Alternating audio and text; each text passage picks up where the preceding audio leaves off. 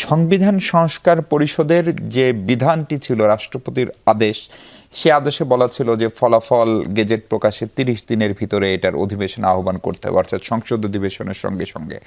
ফলে সংসদ যেহেতু আজকে মুলতবি হলো ২৯ তারিখ পর্যন্ত, ফলে সেই সুযোগটি আর থাকছে না। ফলে এখন এই সংবিধান সংস্কার পরিষদের আসলে ভবিষ্যৎ কি? বিএনপির ব্যাখ্যা খুবই পরিষ্কার যে এটা আগে সংবিধান সংস্কার করতে হবে, তারপরে সংসদ সার্বভৌম, তারপরে এটি নিয়ে আলোচনা হতে পারে। আর জামাতের এমপিরা বা জামাতের বুদ্ধিজীবীরাও যেটি বলছেন, যেহেতু দুটো নির্বাচন আলাদা হয়েছে, ফলে দুটো নির্বাচনেই তো জনগণ ভোট দিয়েছে। ফলে বিএনপিকে আসলে গণভোটটাকে পুরোপুরি ইগনোর করলো, অথবা তখন কেবল কৌশলগত কারণে গণভোটে হ্যাঁয়ের পক্ষে কথা বলে গণভোটটায় অংশ নিয়েছিল, না হলে ভোটটা হতো না। বিষয়টা এরকম। ধন্যবাদ আপনাকে। যারা শুনছেন আমার শুভেচ্ছা অভিনন্দন, আমার সহ আলোচক বৃন্দকে শুভেচ্ছা। দেখেন, এমনটাই তো হওয়ার কথা ছিল, কথা এরকম ছিল না। আপনি যদি চুলচেরা বিশ্লেষণ করেন, বিএনপি প্রথমে গণভোটের বিপক্ষে কথা বলেছে, বিএনপি সংবিধানকে টেনে এনেছে, বিএনপি বলেছে এটা সংবিধানে নাই, বিএনপি বলেছে এই গণভোট করতে গেলে আরেকটা গণভোট লাগবে, যে গণভোটটা এই গণভোটটাকে স্বীকৃতি দিবে, কারণ যেহেতু সংবিধানে নাই। বিএনপির কোনো কথাই তখন শোনা হয় নাই। তখন সরকারের সংস্কার পরিষদ এবং সংস্কার পরিষদকে সরকার যাদের দিয়ে নাড়াচাড়া দিতেন, সেই আজকের যারা বিরোধী দল, এই দুটো দল। এবং তারা কি করলো, বিএনপিকে তারা, যেহেতু সামনে নির্বাচন ছিল, বিএনপি অনেক কিছু মুখ বুজে সহ্য করেছে, কিন্তু প্রতিবাদ করেছে, বলেছে, ঠান্ডা মাথায় বলেছে, তারা শুনে নাই।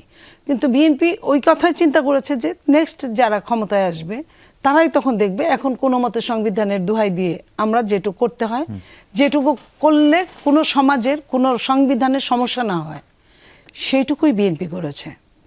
সংবিধানের সমস্যা করে বিএনপি কিন্তু বলার পরে যখন তারা জবরদস্তি শুরু করলো, তখন বিএনপি নির্বাচন, আচ্ছা ঠিক আছে নির্বাচন দিক, কিন্তু একদিনে দিতে হবে, এত পয়সা টয়সা খরচ করা, দেশের পয়সা এই সময় খরচ করা। আপনাদের এখানে আমি অনেকবার এসে বলেছি এই কথাগুলো, আজকে যেটা সালাউদ্দিন ভাই বললেন, তো এই কথাগুলোই আমরা বলেছি। তো সেইখানে তারা ওটা নিয়েও বাগার দিয়েছিল যে 2 দিনে দুইটা নির্বাচন হতে হবে। তারপরে তারা মেনে নিতে বাধ্য হয়েছে। বিএনপি এখান থেকে একদম সরে নেই, কারণ দেশের অবস্থা অর্থনৈতিকভাবে কত দুর্বল এটা বিএনপি খুব ভালোভাবে জানে। অনেক দিন রাষ্ট্র পরিচালনা করেছে, কত টাকা ভল্টে আছে এটা বিএনপি জানে। তো সেই জায়গায় বিএনপি যখন এই কাজটা করলো, তখনই কিন্তু কথা তো এরকমই ছিল। আপনি দেখেন যে বিএনপিকে যখন সিগনেচার করতে বাধ্য করা হলো, বলা হলো, বিএনপি একটা পর্যায়ে সিগনেচার করলেন জুলাই জাতীয় সনদে, এবং যারা এই জাতীয় সনদের ব্রোনচাইল্ড ছিল যাদের, তারা কিন্তু সিগনেচার করলেন না। কি অবাক কাণ্ড! বিএনপি সিগনেচার করলো। তারপরে এটা যখন ইন্টারিম গভর্নমেন্টের প্রধান যখন ঘোষণা দিলেন কয়েকদিন পর, তখন দেখা গেল বিএনপি যে কাগজে সিগনেচার করেছিল সেই কাগজটা এটা না। বিএনপির ওই কাগজে নোট অফ ডিসেন্ট ছিল, এটা নোট অফ ডিসেন্ট নেই। আজকে কিন্তু এই কথাগুলো চুলচেরা সালাউদ্দিন ভাই বলেছেন। তো এই যে নোট অফ ডিসেন্ট ছাড়া তারা, ওইটাও কিন্তু সাথে সাথে বিএনপি প্রতিবাদ করেছে, প্রটেস্ট করেছে, তারা শুনে নেয়, ওইটাই রেখেছে। গণভোটে যাওয়াটা বা মেনে নেওয়াটা বিএনপির একটা তাৎক্ষণিক রাজনৈতিক কৌশল ছিল না, প্রথমে তো মানেই নাই, তারপরে বাধ্য করেছে। বিএনপি জানে এটা আইনে টিকবে না, বিএনপি এই কথা বলেছে।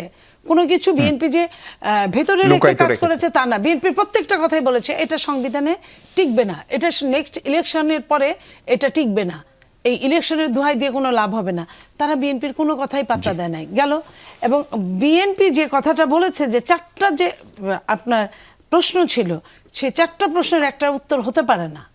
এটা অনেকবার করে আমরা বলছি, কোনো মানুষের দ্বারাই সম্ভব না 4টা প্রশ্নের এক উত্তর দেওয়া। সেই গণভোট তো জিতেছে, গণভোট জিতেছে। যে গণভোটের আমি বলি যে গণভোটের আপনার আইনি ভিত্তি নাই, সেটা জিতলেই কি আর না জিতলেই কি আপনি বলেন।